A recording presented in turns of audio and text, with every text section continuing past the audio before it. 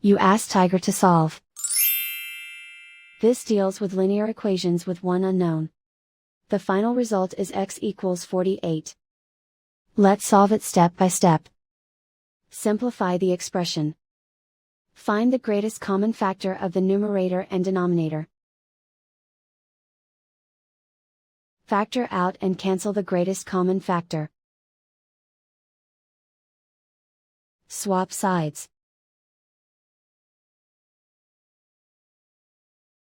Isolate the x. Multiply both sides by 60. Group like terms. Multiply the coefficients. Simplify the fraction. Multiply the fractions. Simplify the arithmetic. And so the final result is x equals 48.